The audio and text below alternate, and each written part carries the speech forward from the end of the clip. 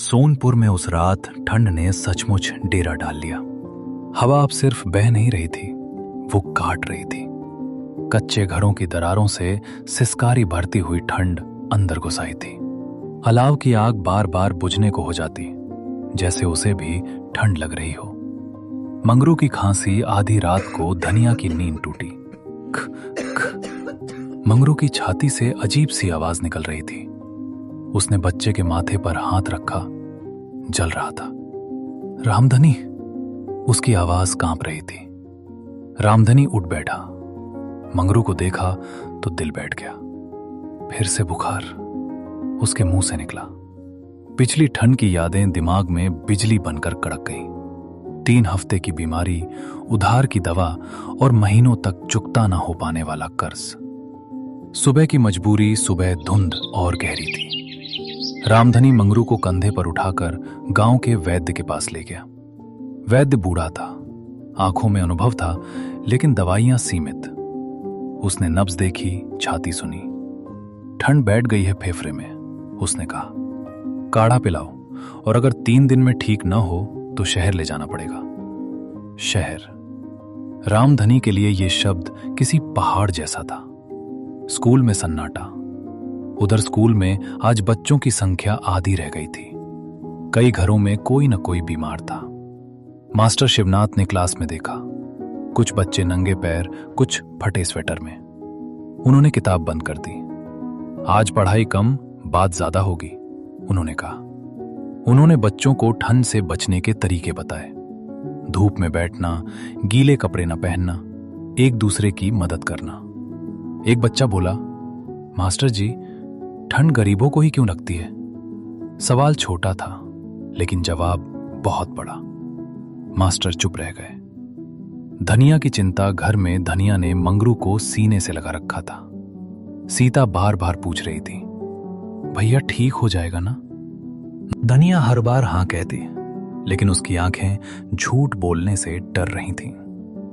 चूल्हा जल रहा था, लेकिन घर में गर्मी नहीं थी। गांव की बैठक शाम को गांव के चबूतरे पर कुछ लोग इकट्ठा हुए।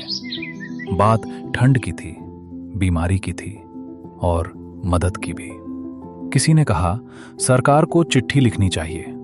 किसी ने कहा हम खुद चंदा इकट्ठा करें। रामधनी चुप बैठा था। मास्टर शिवनाथ ने कहा, अगर हम ही नहीं संभलेंगे तो कोई नहीं आएगा।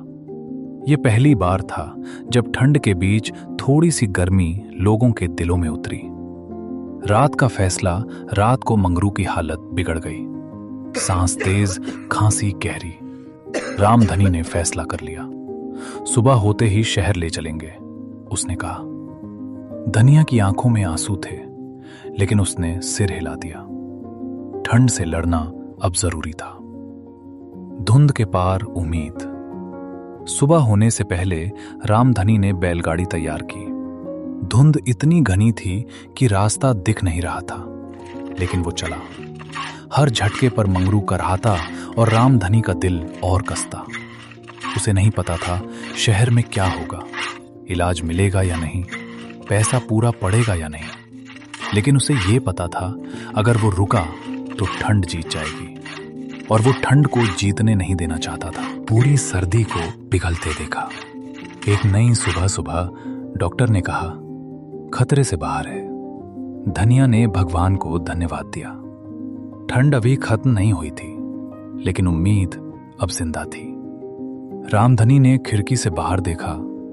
सूरज निकल आया था और धुंध धीरे धीरे छट रही थी। लौटने की तैयारी 2 दिन बाद मंगरू थोड़ा ठीक हो गया। गांव लौटने का वक्त था। शहर ने इलाज दिया, लेकिन घर की गर्मी अब भी सोनपुर में ही थी। रामधनी जानता था ये ठंड सिर्फ मौसम नहीं, एक सबक भी थी। सूरज निकल आया था, लेकिन धुंध अब भी जिद पर अड़ी थी। बैलगाड़ी शहर की कच्ची सड़क छोड़कर पक्की सड़क पर आ चुकी थी। पहियों की आवाज बदल गई थी, जैसे दुनिया ही बदल रही हो। रामधनी ने मंगरू को और कसकर पकड़ा। शहर दूर से ही दिखने लगा। ऊंची इमारतें, धुआं उगलती चिमनियां और लोगों की भीड़। लेकिन ठंड यहां भी थी, बस उसका रूप अलग था। अस्पताल की सीढ़ियां सरकारी अस्पताल के बाहर लंबी लाइन लगी थी। कोई बूढ़ा कांप रहा था, कोई बच्चा रो रहा था, कोई औरत अपने आंचल में बुखार छिपाने की कोशिश कर रही थी। रामधनी ने एक कर्मचारी से पूछा, डॉक्टर कब मिलेंगे? उसने बिना देखे कहा, दोपहर के बाद। दोपहर रामधनी के लिए हर मिनट भारी था। अंदर की दुनिया जब नंबर आया तो डॉक्टर ने मंगरू को देखा। स्टेथोस्कोप ठंडा था, जिससे बच्चा और सिहर गया। निमोनिया की शुरुआत है, डॉक्टर ने कहा, भर्ती करना पड़ेगा। धनिया का दिल बैठ गया। पैसा? रामधनी ने धीरे से पूछा। डॉक्टर ने फाइल बंद की। सरकारी है, दवा मिलेगी, बस समय पर। यह सुनकर रामधनी की आंखें भर आईं। शहर की रात, अस्पताल की रात गांव से ज्यादा ठंडी थी। यहां अलाव नहीं था, बस सफेद लाइटें थीं। धनिया बेंच पर बैठी रही। रामधनी बाहर खड़ा चाय के कप से हाथ सेंकता रहा। पास ही कुछ लोग महंगी जैकेट में मोबाइल पर बात कर रहे थे। ठंड सबको लग रही थी, लेकिन सबका सामना एक सा नहीं था। गांव की याद रामधनी को सोनपुर की याद आई। अलाव, खुला आसमान और लोगों की अपनी सी गर्मी। शहर में भीड़ थी, पर अपनापन नहीं। मंगरू की आंखें खुली। रात के किसी पहर मंगरू ने आंखें खोली। बाबा, कमजोर आवाज थी। रामधनी दौड़ कर आया। हां बेटा, मैं यहीं हूं। मंगरू ने हल्की मुस्कान दी। उस मुस्कान में रामधनी ने पूरी सर्दी को पिघा। गांव का नाम था सोनपुर। नक्शे में छोटा सा बिंदु, लेकिन जिंदगियों से भरा हुआ। पूस की पहली रात थी। ठंड अभी आई नहीं थी, पर उसकी आहट जरूर पहुंच चुकी थी। खेतों के ऊपर धुंध ऐसे बैठी थी जैसे धरती ने सफेद चादर ओढ़ ली हो। सरसों के पीले फूल धुंध में खो गए थे और आम के पेड़ नंगे खड़े थे, जैसे किसी बूढ़े के बदन से कपड़े उतर गए। रामधनी ने अलाव में एक और सूखी लकड़ी डाल दी। अब की बार ठंड ज्यादा पड़ेगी, उसने अपने आप से कहा। पास ही उसकी पत्नी धनिया पुराने शॉल को बच्चों पर ठीक से लपेट रही थी। बच्चे मंगरू और सीता एक दूसरे से सटकर सोने की कोशिश कर रहे थे। कच्चे मकान की दीवारों से ठंड रिस रही थी।